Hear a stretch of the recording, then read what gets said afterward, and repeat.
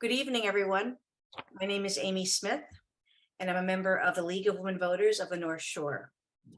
And with us tonight, you can't see them, are members of the League of Women Voters of Hamilton Wenham, and we'd like to thank them for their collaboration on this forum.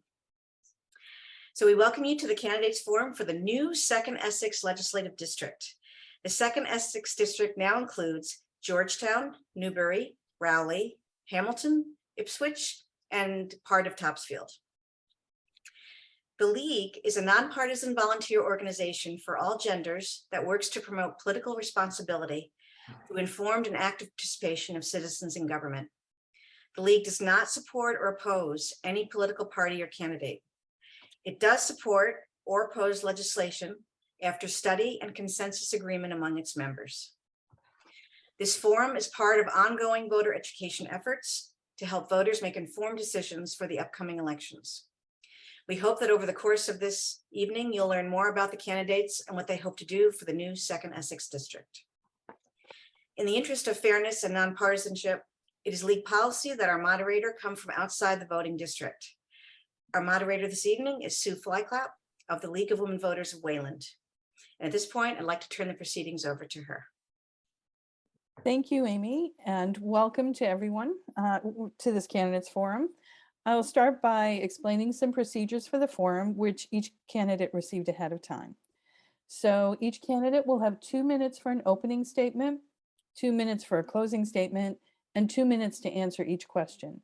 Rebuttals are possible at my discretion, and hopefully we'll be focused on expanding the discussion between the two candidates. Opening and closing statements will be done in ballot order, which the candidate Lenny Mira will go first, and Kristen Kasner will go second. And just to repeat what Amy said, the questions were prepared ahead of time. They were posted to the hosting leagues in advance of the forum and include questions submitted by citizens residing in the district. So let's get started. We're going to go with opening statements first. So Lenny, 2 minutes to you, please. Thank you, Sue, for this opportunity. Happy to be here. I'm Lenny Mary, and I am the current state representative for the 2nd Essex District, serving in my 5th term. Over the last 10 years, I have developed a record and reputation of bipartisan cooperation that has helped us move forward in getting projects and priorities, both big and small, accomplished in my district. This experience is especially important at this time when our country is so divided and polarized. It has never been more crucial to elect candidates that will work with all sides to not only accomplish common goals, but to also heal the deep wounds dividing our communities. A balanced two-party system on Beacon Hill that works for the people is something I've worked very hard to achieve.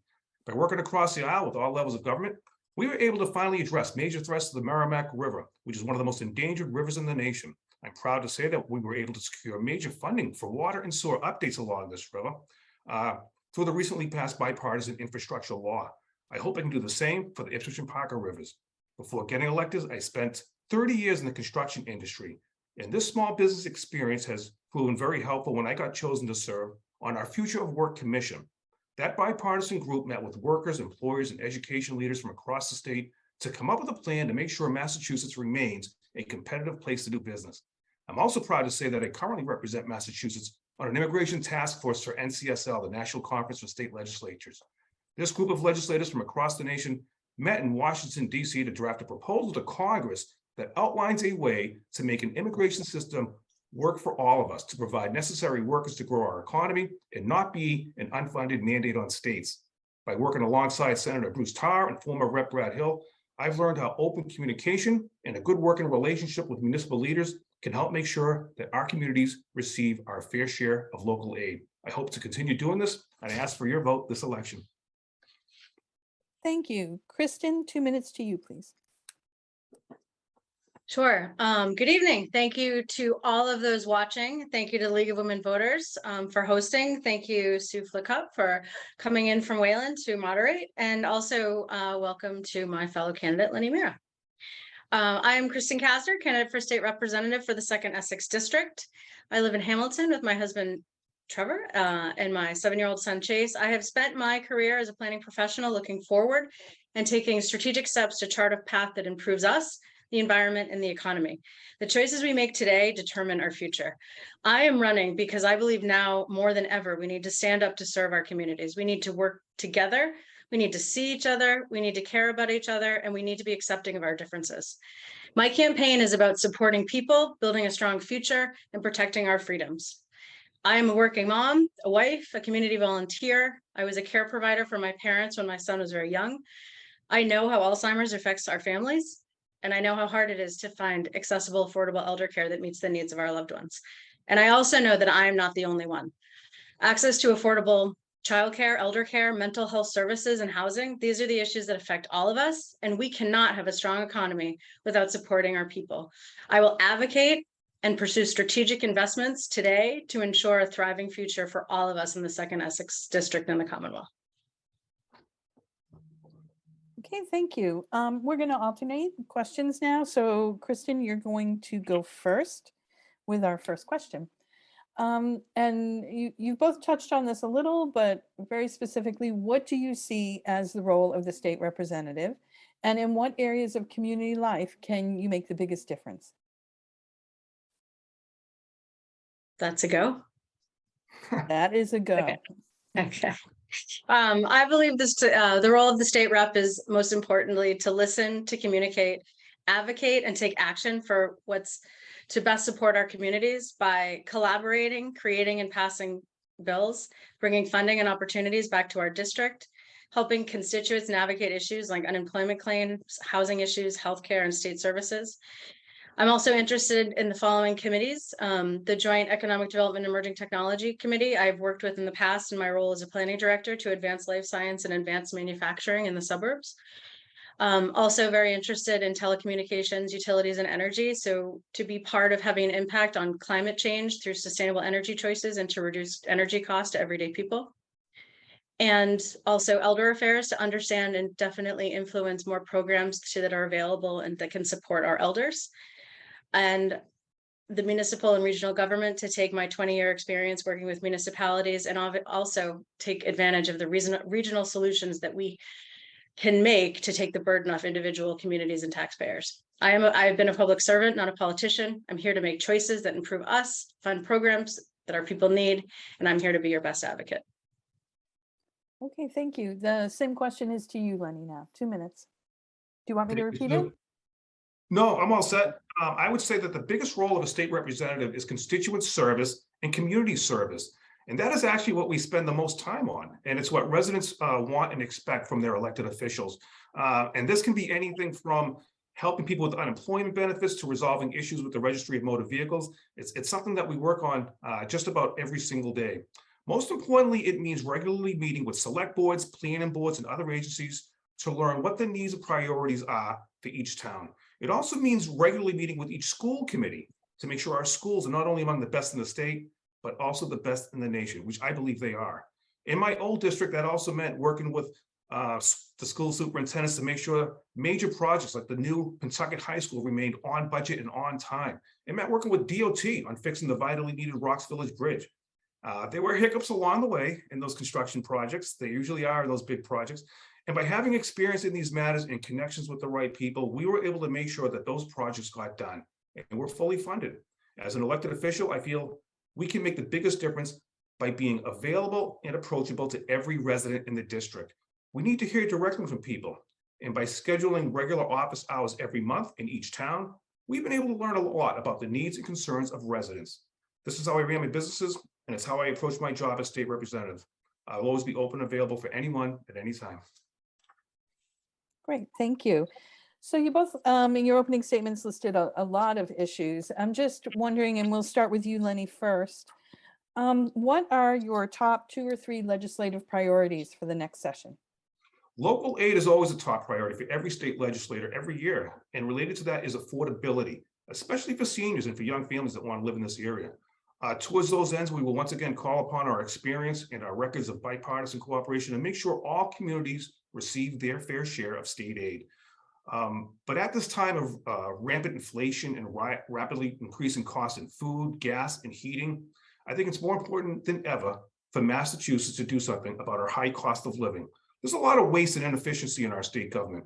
And sometimes this gets ignored when the economy is doing well and inflation is under control.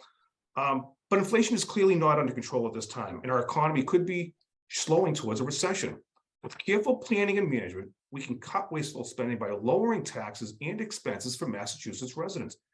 Governor Baker has shown how we can do this as we finally lowered our income tax rates of 5%, just like voters demanded on a ballot question over 20 years ago.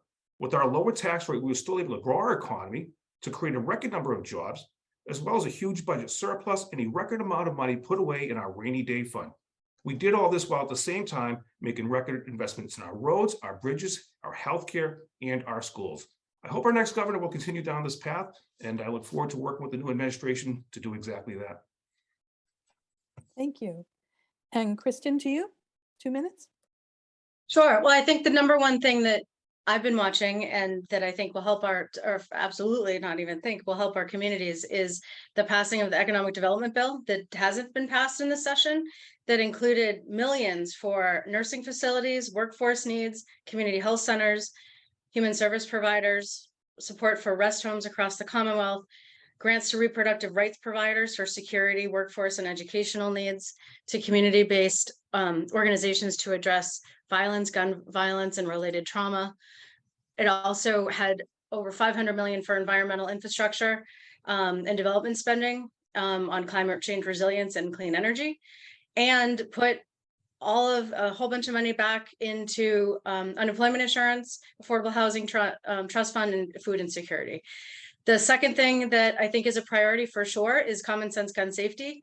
Ghost guns are a thing. As we just saw in Rowley last week, there was someone pulled over with a whole trunk load of guns that are the ghost guns that are coming in from New Hampshire. Massachusetts has led the way in common sense gun safety regulations. I think we can do more to make sure that we are keeping our people and our children safe.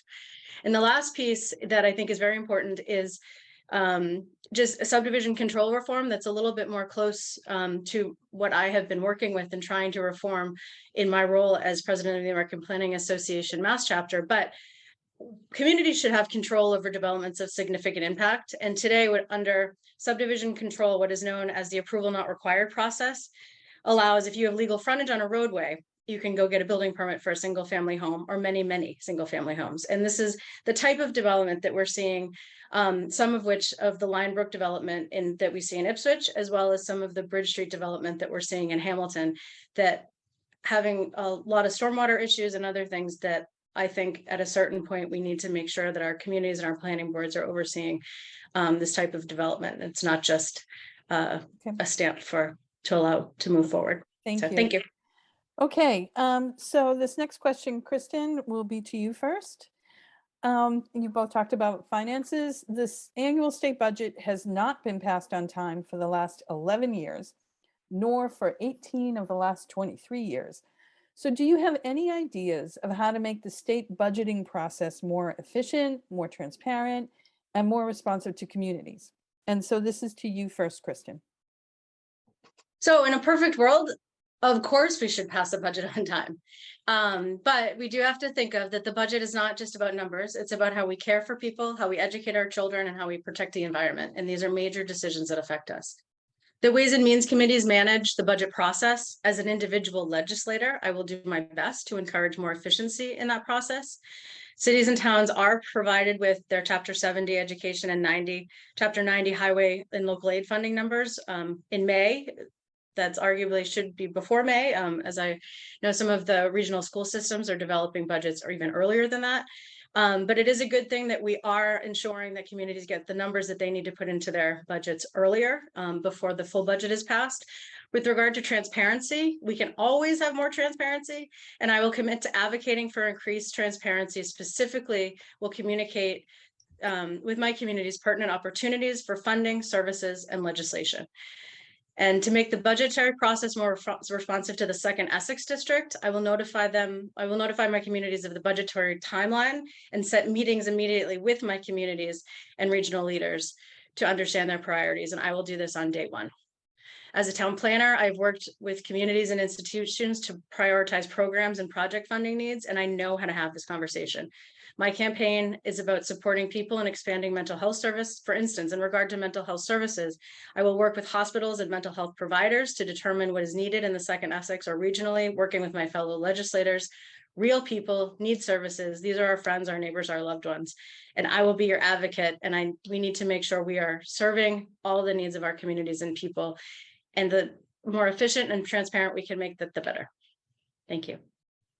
Thank you. And Lenny, the same question to you. Yeah, this is an excellent question, Sue. And it's something that the media does not do nearly enough reporting on. The awful truth is that Massachusetts has one of the worst records in America when it comes to openness and transparency in state government. It's been that way for a long time, and it is completely inexcusable. Too much of what we do on Beacon Hill is done behind closed doors in complete secrecy. A tiny number of insiders decide not only our budget process, but the entire direction of state government.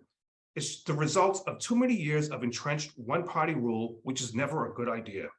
The budget process, like any other piece of legislation, should be discussed openly and publicly in that House chamber, where the media, and anyone else for that matter, can witness what we do and say. This is how our government is supposed to work. Unfortunately, we do not do that. Instead, these discussions and decisions are made in secrecy behind closed doors. One thing we can do to address this is to have community leaders demand to be in on these conversations. They should have a voice in this process for the budget. We should also have members of the media make this reality more known. There should be more reporting on exactly what we're doing in the State House.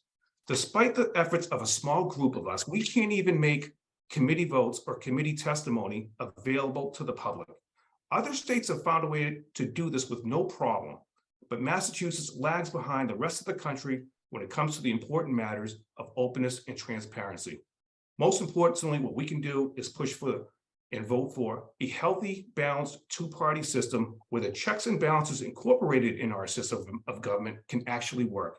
I've always fought for this, and I always will. It's one of the reasons why I ran for this seat, and I hope to continue this fight.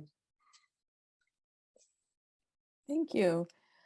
All right, so the next question is to you first, Lenny, and it's more money questions. Okay. Why do we have such a hard time significantly increasing Chapter 70 and Chapter 90 appropriations? Yeah, so we actually did include the dollar amounts for Chapter 70 under the Student Opportunity Act, but unfortunately, it doesn't result in a lot more money for the school systems in this area. And it's because of the way the formula is written. The formula for Chapter 70 is based on things like student enrollments, assessed values of homes and household incomes. And so enrollments have dropped for some of the schools in this area. And we, of course, have very high home values and incomes. And because of this, we get shortchanged. We really do when it comes to money from Chapter 70. We've tried for many years to change the formula to address this, but legislators from larger cities, which receive a lot more money under Chapter 70, have resisted any real changes to the formula itself. So what we've done instead is to advocate for more funding for things like special education and transportation costs. And this will help us receive more money despite dropping enrollments. Now, Chapter 90 is the program for determining how much money our cities and towns get from state government for road and bridge repairs. This is something that would absolutely help all of our cities and towns if we increase the amount budgeted for it. And so as a construction guy, I have to say that we get a lot of bang for the buck from this money in Chapter 90 because it goes directly to our DPW guys and highway departments. These local agencies are not bound by the Byzantine and complicated bidding requirements involved when the state does road and bridge repairs through DOT. And there's no prevailing wage requirements on it either. So the money goes a lot further in making the very necessary repairs for our infrastructure. Many of us have fought to increase Chapter 90 funding in the past. And here's the good news. It looks like this time there will be plenty of money for it, as we are sitting on billions of unspent funds from ARPA and the bipartisan infrastructure law recently passed by Congress. I will absolutely fight for more Chapter 90 funding, and I think we will get it in the next budget session. Great. Thank you. And Kristen, to you, 2 minutes. Sure. Well, I do agree the legislature did rewrite the Chapter 70 formula in the Student Opportunities Act. The Student Opportunities Act significantly did increase funding for our schools, and I'm committed to make sure that we allocate that funding each year. I am concerned that the formula overestimates our community's ability to fund local education, as actually was previously mentioned. So here in the Essex district, Second Essex district, our communities are expected to pay between 66% and 80% of local education costs. And that equation is of the ability to pay costs, which is a major burden to our taxpayers, especially at a time where major capital projects are needed. Chapter 70 estimates at only 1% of enrollment, not actual number of out-of-district special education students, and further does not provide enough funding for transportation. Outside of Chapter 70, I would also support increases in rural school aid across all tiers, which some of our communities are in. However, the certain tiers are not getting funded as they should. And this would benefit all of our communities. Chapter 90 is funding has remained constant. Chapter 90, roughly. Chapter 90 appropriations may also be due for an overhaul. And if elected, I would be happy to work on that issue. As a town planner for 20 years, my job has been to maximize the utility of our roads and bridges, and I can bring that experience to the Chapter 90 discussion. However, I do want to make note that there are other programs in the Commonwealth that have worked very well to fund infrastructure projects, such as the Mass Works Grant Program, which is not under Chapter 90, but has provided hundreds of millions of dollars to communities for important transportation and infrastructure projects. I have been involved in this program on the community side and have worked together through public-private partnerships, legislators, to secure over $15 million in funding for roadway, infrastructure, water projects for the town of Burlington, including $5 million for connections to the MWRA. So, thank you. Thank you. This next question is to you first, Kristen, and it's focused very specifically on the 2nd Essex District. What do you feel are the top 3 funding priorities that you would seek for the new district?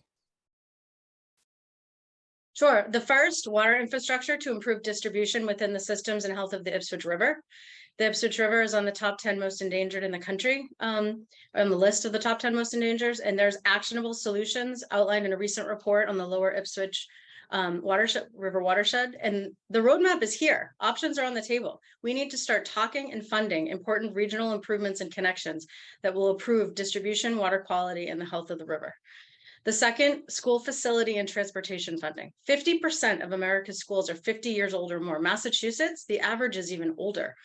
Most of the school building in our district were built between 1952 and 1971. This was at a time when the country was racing as fast as they could to accommodate children of the baby boomer generation.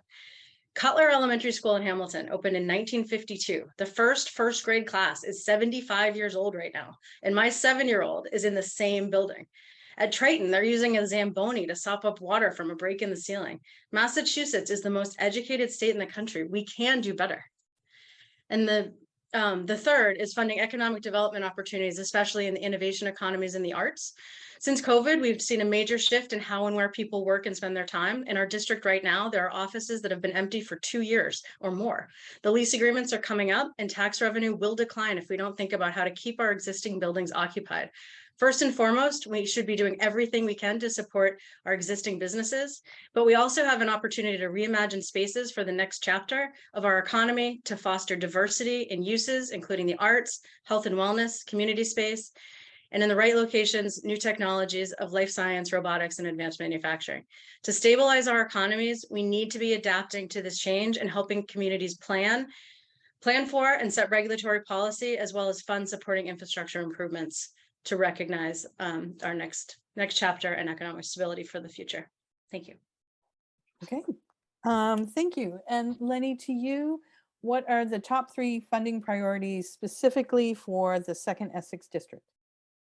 Yeah, I always make school funding a #1 priority because it's such a big number. If you look at the budget of just about any city or town, you'll see that the school system is always the biggest part of that budget. It's typically more than everything else in the budget combined. And so I think it's important that this remains the top of our list so that we can keep real estate taxes under control. Too many seniors are telling us that they can't afford to stay in the town they grew up in, and the real estate taxes are a main reason why. Infrastructure would be my next one. And the good news here is that Beacon Hill, as I stated, is sitting on billions of unspent dollars from ARPA and from the federal infrastructure bill. We want to make sure that this money is spent wisely and effectively. It's a once in a lifetime opportunity to address the much needed repairs that we've been kicking down the road for so many years. Infrastructure is a basic function of government. It's something that everyone expects us to build and to maintain.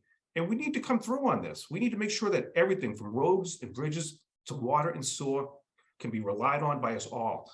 And my third priority would be the cost of living crisis. And I don't like to use that word crisis, but I think we're very much in one. I will work with the next governor to deliver the economic development package that got stifled last session and deliver meaningful tax relief at a time of high costs for just about every necessity in life. This is something that would benefit everyone, from our seniors to renters to families with children. And Beacon Hill should stop delaying this very important bill. They should make us go back to work and vote this into law immediately. Thank you. All right, this next question is to you first, Lenny. You both talked about water issues throughout your answers. So Lenny, what do you see as the best way to protect our water supplies? At the municipal level, what can we do to remove the dangerous PFAS chemicals from our drinking water? Yeah, the best way to protect our water supplies, of course, is to encourage as much conservation as possible. Nothing is more important and more effective than preserving what we already have. And this is something that any municipality can do with good communication and education. And in fact, I think it should start in our schools so that young people are brought up with good knowledge and appreciation of conserving our resources. And I'm sure parents out there wouldn't mind if their kids took shorter showers. We're still learning about PFAS and how to address this very serious issue. They're called forever chemicals because they can remain in air, water, and soil forever. This is a huge problem and they can cause serious health problems, including cancer. This is one of those areas where we really have to rely on science to find the way forward on addressing these chemicals. But the first step, of course, is to stop using them. This is easier said than done because PFAS have been known to be used in the production of all sorts of products, including nonstick pans, food wrappers, carpets, furniture, and textiles. And so even if we're able to stop using them in the production of these goods, there's also the problem of PFAS ending up in landfills where they could leach into our water supplies. Now, at the municipal level, I think awareness could be the most effective thing we can do in the short term to make sure people are aware of the risks. But we could also bring awareness to where these chemicals are used so that products with PFAS can be disposed of in a safe manner rather than having them end up in a landfill. The good news is that there are several studies already underway, including in Newburyport, where recently Mayor Sean Reardon displayed a new treatment system to purify water through a corn-based absorbent called Dexorb, which removes PFAS chemicals. It's still in the trial phase, but the results look promising, and we anxiously look forward to having similar systems used throughout the Commonwealth. It's something that, once again, we're all going to have to work together on, not just in the state, but really across the nation. Thank you. And Kristen, the same question to you, 2 minutes. Sure. Well, PFAS, as what a very long chemical compound name is called that I'm not going to try to pronounce, but PFAS, as it's commonly called, is a family of chemicals used since the 1950s to manufacture stain-resistant, water-resistant, and non-stick products. PFAS has been widely used in common consumer products, as mentioned, and on coatings, food packaging, in microwave popcorn, and certain types of firefighting foam, and are called forever chemicals because of the difficulty to break down in the environment as well as in the body. We need to address the source of the pollutant. I agree. I also applaud the Attorney General Maura Healey for taking action, bringing suit against 13 manufacturers of PFAS, using them in firefighting foam that caused millions of dollars in damages to communities across Massachusetts by knowingly contaminating drinking water sources, groundwater, and other natural resources with the highly toxic PFAS chemicals that pose a serious threat to our health and the environment. We also need to stop manufacturers upstream from putting PFAS into the waters. This will mean addressing manufacturers in New Hampshire, working with our congressmen and friends to the north. We also can't address PFAS alone. PFAS water treatment is costing millions. Luckily, our region is showing less PFAS than in other parts of the state. However, we need to be talking regionally about water sources, treatment, and distribution to ensure we are providing clean water sources to all residents of this district. Okay, thank you. Another water question. This one is first to you, Kristen. In the 2nd Essex district, you have 2 major rivers that are at risk. Kristen, you had mentioned that the Ipswich River is one of the 10 most endangered rivers in the country. What is your plan to help the district restore the health of the Ipswich River? And what can be done to improve the cleanliness of the Merrimack River? Sure, thank you. So as mentioned, there are actionable solutions, including additional pipe connections between Hamilton and Ipswich, Manchester, Beverly, and Salem that have been outlined in the recent SOMI report on the lower Ipswich River that is on the Hamilton Water Department's website, if anyone's looking for it. The roadmap is here. Options are on the table. We need to start talking and funding important regional improvements, connections that will improve distribution, water quality, and the health of the river. We also need to support the drought bill, which would create a statewide system for dealing with water conservation during a drought. This would keep upstream communities from drawing too much out of the river before it reaches downstream communities like Ipswich and Topsfield, where the river runs dry. I've worked for 20 years, mostly in Burlington, the head of the Ipswich River. And in my career, it's definitely showing pictures of like, this is what it looks like on the other end. So it's definitely important to make everyone aware. In terms of the Merrimack, in 2018, 800 million gallons of sewage and untreated stormwater were released into the Merrimack River. Combined sewer overflow discharges in Manchester and Lowell account for half of that volume. Manchester, New Hampshire, and Lowell account for half of that volume. Your dog is advised to not go into the Merrimack for a couple of days, which is crazy. Congressman Moulton and Trahan have advocated for federal funding. The American Jobs Plan under the Biden administration specifically recommends allocating $56 billion in grants and low-cost flexible loans to states and traditionally disadvantaged communities to modernize aging water systems like those along the Merrimack. But funding alone is not enough. We need a collaborative effort at all levels, federal, state, local, to find solutions for combined sewer overflows and investing in a new generation of infrastructure and technology. That solution may be adding capacity for wastewater treatment or sending sewage to underground holding tanks, which they do successfully in Nashua, but we need to be working together. Thank you. Thank you. Lenny, the question to you, how are we help the Ipswich and the Merrimack rivers? Yes, thank you, Sue. So when residents first learned about raw sewage being dumped into the Merrimack River, they were understandably outraged over that as people fish, swim, and boat in that river. And like the Ipswich River, it's also a drinking source. Now, sewage gets dumped into that river whenever we get a certain amount of precipitation because we combine surface runoff water with sewer water. Our sewer systems, which were built about a half a century ago, simply were not designed to handle this amount of volume. So when it rains, even as much as 1/10 of an inch, the overflow is dumped untreated into the Merrimack. But here's the good news. By working across the aisle with all levels of government and across 2 states, we were able to secure billions in funding to bring those sewage treatment plants up to date so that we can stop dumping this raw sewage into the Merrimack. But let's keep in mind, sewage overflows are not the only issue with the Merrimack. Like the Ipswich River, there are also issues with surface runoff and drainage systems that are also dumping pollutants into our waters. We can fix this problem. And in fact, we've already begun to address it by having municipalities submit updated plans showing locations and sizes of all our existing drainage system pipes and outflows. Armed with this information, our engineers can now draw up plans to fix any leaking drainage systems and to make sure we're not dumping these pollutants into any of our rivers. It's a slow, tedious process. We've been working on it for a long time, but we are making progress. And like I said earlier, with funds that we already have in our coffers, we can finally start to address all this pollutants entering our rivers. And I look forward to making that happen. Okay, thank you. This next question is to you first, Lenny. Actually, you had brought up the topic of schools. This is about special education and the circuit breaker. Special education costs, while necessary to provide a free and appropriate public education, are breaking school budgets all over Massachusetts because of rising transportation and private school tuition costs. What can you do to lower the threshold and raise the percentage for the circuit breaker reimbursement? Yeah, special education costs can be very unpredictable, and they're a huge challenge to our budgets every year. We hear this when we meet with our North Shore superintendents every year, and they've been asking for us to address this. And I'm happy to say that we did finally make some progress on this issue. When we were debating the Student Opportunity Act, we made sure that it included a phase-in of out-of-district transportation costs, which is something these superintendents have been asking for a lot of years. It's always been an enormous cost for our communities, and this will help alleviate that. Now, it's a very complicated system. Under our current laws, the circuit breaker would kick in, for instance, when costs exceed 4 times foundation costs, at which point the state picks up 75% of those costs. Now, former state rep had a bill that would change that threshold to only 3 times foundation costs. And that is something that I will make sure is taken up in the next session.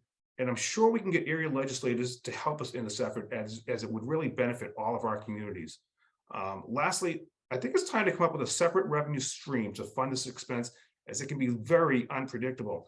Our superintendents have a lot to deal with in regards to their budget, so making this more predictable will go a long way in helping them.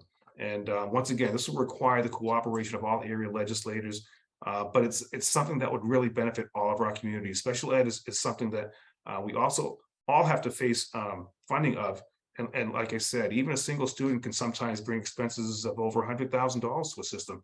And for small towns in this area, that's a huge impact. Maybe not so much in a big city, but for the small towns in the second Essex, it's a huge hit. So it's something that we absolutely have to work harder on. Okay, thank you. And Kristen, the same question to you, 2 minutes. Sure. The Student Opportunity Act did reset the threshold for circuit breaker reimbursement to just under 46,000 for 2020, with just an inflationary increase for each year after that. So under the Student Opportunities Act, new special ed transportation funding is being phased in, increasing the reimbursement to communities, and it will be key to make sure these increases are included in future state budgets. One conversation we should be having is about compensating districts for actual number of children in out of district placements, not the estimate of students, like under the Chapter 70 formula. In smaller communities like ours, we are less likely to have the concentrations of students with specific needs to allow for the establishment of in-district special education. Programming so students tend to be sent to out-district specialized programs more often than in larger districts. The Chapter 70 formula assumes the same percentage of all district student populations attending these out-of-district programs, regardless of each district's actual use. We need to address the whole picture to ensure that we are equitably distributing funds for special ed services and transportation and not passing the burden to our taxpayers. In addition, I will advocate to ensure the promised reimbursement of transportation costs for students, especially in regional districts. And we are continually underfunding school transportation, passing it down to the towns and not addressing the underlying issues of mobility and access to safe routes to school, whether by bus, bike, or by foot. Thank you. Thank you. Okay, Kristen, this next question is to you. We're switching gears a little. What is your plan to create more affordable housing for all demographics? And how will you guide district communities to take appropriate action? Sure. So housing is a right. And we have a housing crisis in Massachusetts. Many of our residents are housing burdened, which means they're paying more than 30% of their income on housing, renters being the most burdened.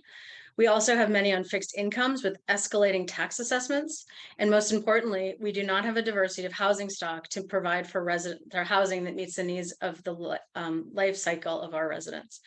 We choose our communities because of the character, neighborhoods, community, schools, and open spaces, among many other reasons why we make a move.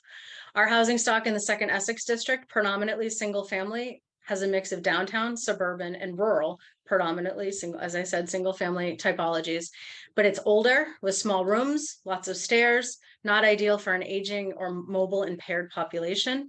Our zoning bylaws are also not very diverse in allowing a mix of housing types. I am for diversification of our housing stock in line with the character of our communities, and will advocate for funding to ensure we have the infrastructure support to support diversification and funding and undertake housing needs assessment and regulatory changes in line with community needs and goals. Thanks.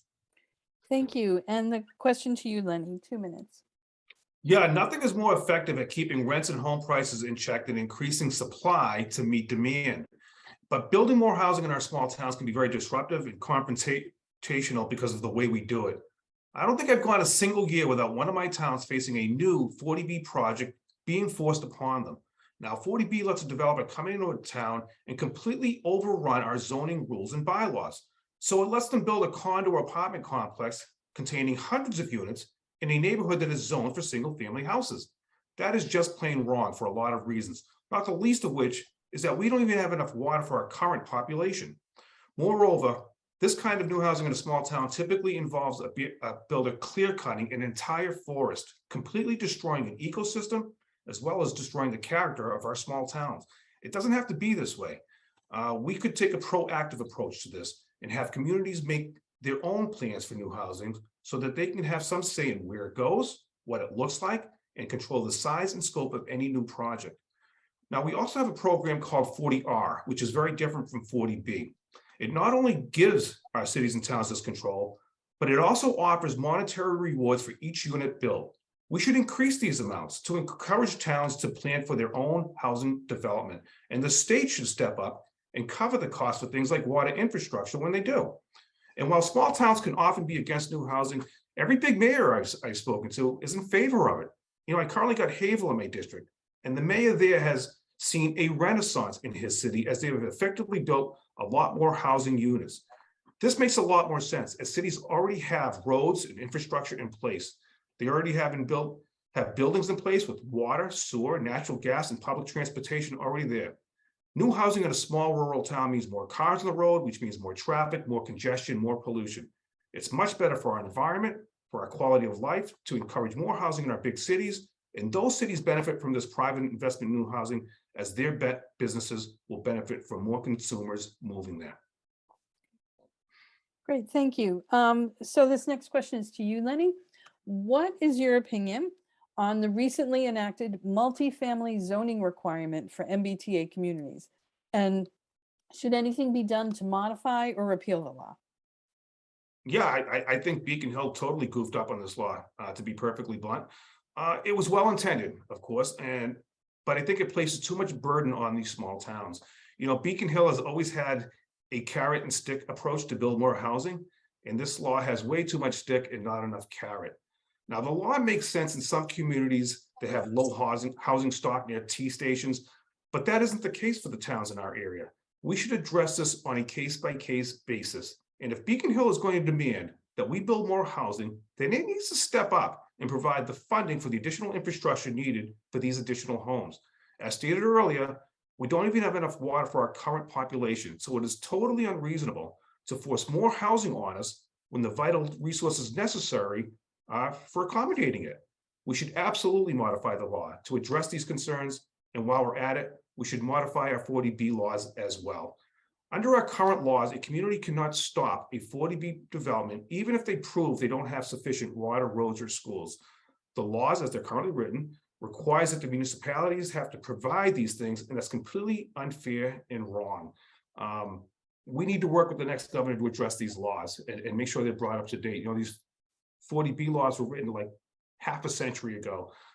They were written to make our housing more affordable, more available, and clearly it's not working. We need to work with the next governor to make sure these laws are fair, to make sure they work for our small communities, and make sure we can still build a sufficient amount of housing. Thank you. Kristen, to you, 2 minutes. Sure. The new MBTA communities law, as it's commonly referred, the new law requires that MBTA community shall have at least one zoning district of reasonable size in which multifamily housing is permitted as of right and meets the criteria set forth of being at least 15 units an acre, located not more than half a mile from a commuter rail station, subway, or bus terminal if applicable, and with no age restrictions and suitable for families with children. While I do support the need for additional housing in the Commonwealth and that our communities need to do their part to provide the housing that their residents need, I do not believe that a one-size-fits-all approach is the answer. Additionally, it is not responsible to mandate housing production without the funding to provide the infrastructure to serve the additional housing growth, which could have been the carrot. In fact, the guidelines are if we don't comply, the infrastructure funding under the community one-stop is taken away, instead the stick. We should not have to choose housing growth over the health of the Ipswich River and the water supply. We need to balance our interests and do our part to provide housing in the right locations and keep in keeping with the character of our communities. And I also agree that 40B started in 1969, while has provided many, many housing units, none of which have been in the character of our communities. Thanks. Okay. Okay. So this is the last question before closing statement. So you can take a deep breath. Kristen, you're going to go first, and it's about climate change. What do you see as priority issues related to climate resiliency in the district, and how do you plan to address them?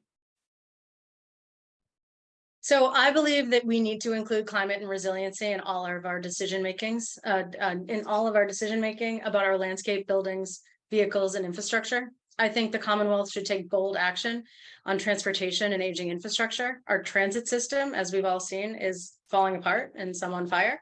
We're not investing enough in alternatives, and we're not considering the change pattern of work, service, and travel. High-speed rail is achievable. We've seen it in parts of this country, and we've seen it in other countries. And a reliant transit system is achievable. Transportation that does not rely on fossil fuels is achievable. We need to take bold steps to ensure that we serve the electric grid and that make sure it's robust. If we move from fossil fuels to electrification, we need to invest in that electric grid. And we also should implement a similar checklist to the Commonwealth Capital Program of the Patrick administration to award points and funding to projects that have utilized clean energy and sustainable materials. I'm encouraged that a town like Ipswich, who has hired a resiliency coordinator to oversee decision making across departments, and I will support creating best practices and our principles as a guide to good decision making for our communities, and also support state funding that be prioritized toward projects that have addressed climate, the environment, and health. Thank you. Thank you. And Lenny, 2 minutes to you. Yeah, my priorities are to take on climate resiliency whenever and wherever it has taken a toll in our district. Whether it's the Ipswich River drying up or erosion on Plum Island, my environmental focus will be right here in the district. When I first got elected, my district included the section of Plum Island where houses were literally falling into the ocean. So working with Senator Tarr and then Governor Patrick, we were able to address the erosion and bring in sand to protect the homes and infrastructure that were at risk. We then worked with Governor Baker and our federal delegation to secure funds to repair the jetty at the mouth of the Merrimack. But we didn't stop there. We also worked with our federal delegation to secure funds for the much needed dredging of the Merrimack River, which will make sure the river remains navigable for large boats, but also so the materials dredged can be used to protect the shoreline from further erosion. I'm happy to say that we'll be meeting with our federal delegation, including Senator Markey, out at Plum Island to see this dredging project get it underway sometime next week. And with this kind of cooperation, we can do the same to protect the Ipswich and Parker rivers. Great, thank you. Well, you've completed all our questions, and now we just have 2 minutes more from each of you with the closing statements, and we're going to go in reverse order from where we started. So Kristen, 2 minutes to you first. Thank you. I believe we have the power in our voice and our vote to build a strong future. I have been building strong communities as a planner for 20 years. The 2nd Essex deserves leadership, a rep that knows how to bring communities together, create and pass local legislation, and bring state money into the district. Preparing our communities and people for success means taking a wider lens to understand that everything is interconnected. To achieve balance takes communication, awareness, and collaboration. I will advocate for our district at every opportunity and serve the needs of my constituents. I am a public servant.